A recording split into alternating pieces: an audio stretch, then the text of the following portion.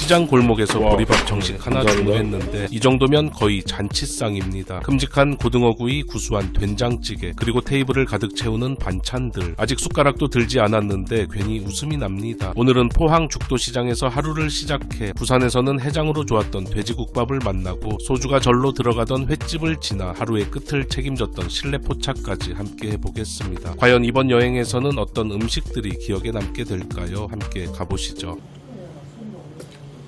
안녕하세요. 술맛 여행놈 접니다. 전날 영덕에서는 대게를 먹고 돼지갈비에 소주까지 마셨습니다. 이쯤 되면 몸이 먼저 압니다. 오늘은 뜨끈한 밥 한 끼가 필요하다는 것을요. 포항 죽도시장에 도착합니다. 아침 시장은 관광지가 아닙니다. 사람들이 살아가는 공간에 더 가깝습니다. 상인들은 하루를 시작하고 손님들은 하루를 준비합니다. 그 사이를 천천히 걸어봅니다. 그러다 보면 이상하게 배가 더 고파집니다. 오늘 찾아온 곳은 죽도시장 골목 안쪽에 자리한 대화식당입니다. 입구에서는 김밥을 말고 계셨는데 수북하게 쌓인 속재료를 보니 괜히 눈길이 갑니다. 보리밥집인데도 김밥까지 맛있을 것 같은 예감이 듭니다. 가게 안으로 들어갑니다. 이미 몇몇 분들이 아침 식사를 하고 있습니다. 혼자 오신 분도 있고 시장 일을 마치고 오신 듯한 분들도 보입니다. 사실 이곳은 함께 여행 중인 친구가 예전에 한번 다녀온 적이 있다고 합니다. 그때 너무 맛있게 먹었던 기억이 있어서 포항에 오면 꼭 다시 들르고 싶었다고 하더군요. 저도 덩달아 기대가 됩니다. 자리에 앉자마자 동동주 항아리에 숭늉을 가득 담아 내어주십니다. 어렸을 땐 왜 이런 걸 먹나 싶었는데 나이를 먹으니 이 구수한 맛이 참 좋습니다. 구수한 국물이 식도를 타고 천천히 내려가는데 전날 마셨던 술 기운이 조금씩 풀리는 기분입니다. 보리밥 정식은 1인 9,000원, 저희는 여기에 고등어구이 한 마리를 추가했습니다. 한 마리에 5,000원, 가자미구이는 3,000원을 추가하면 맛볼 수 있습니다. 잠시 뒤 상이 차려집니다. 보리밥과 흰쌀밥은 반반씩 담겨 나오고 보글보글 끓는 된장찌개와 손맛 좋은 반찬들이 테이블을 가득 채웁니다. 이 정도 가격에 이 정도 상차림이면 충분히 만족스럽습니다. 이거 먹거라.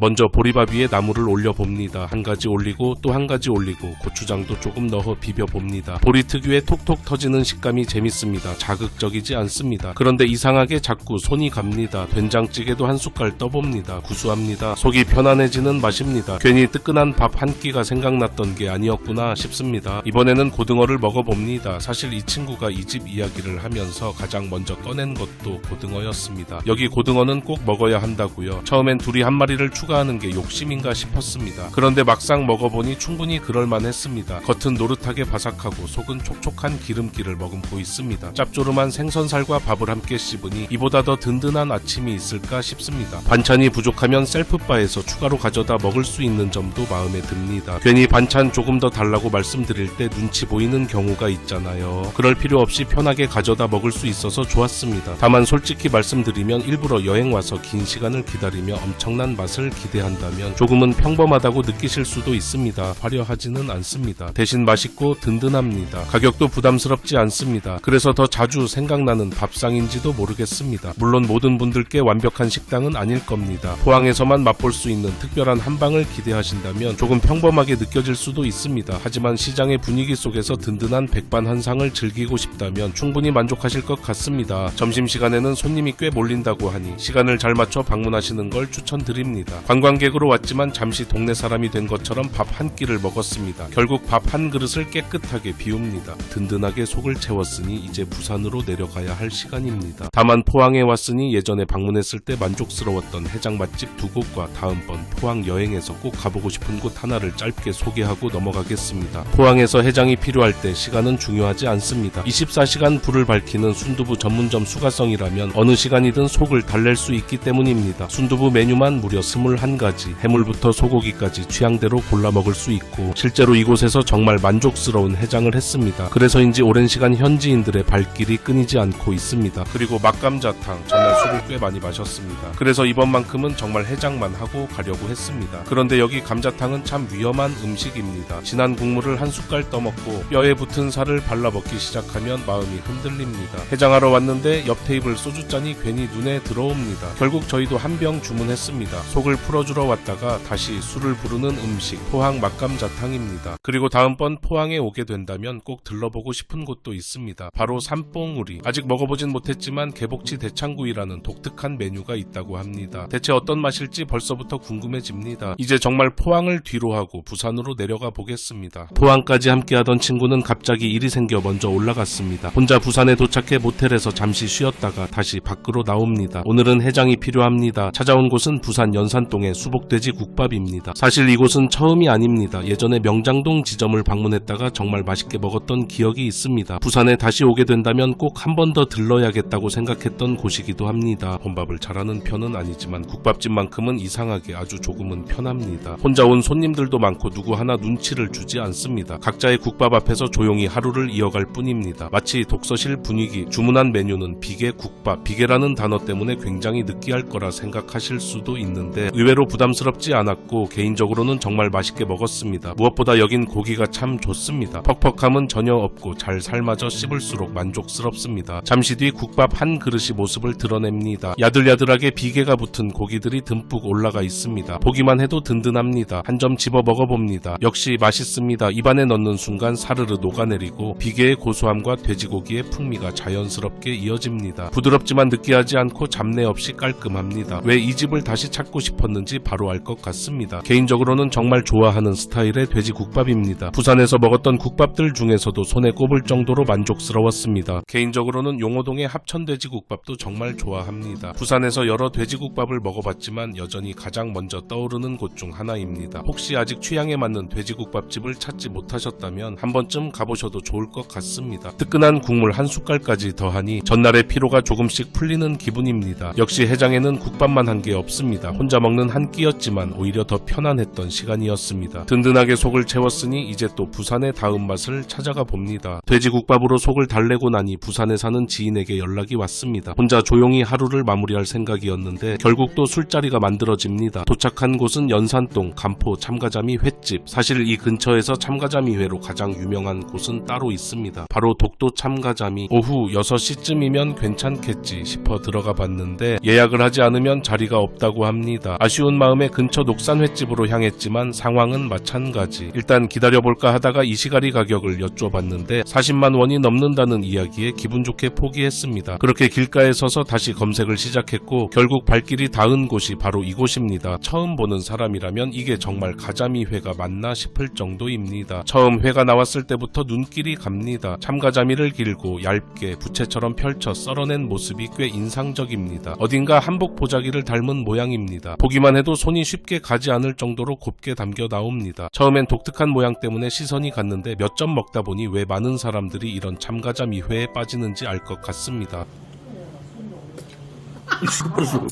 미쳤어.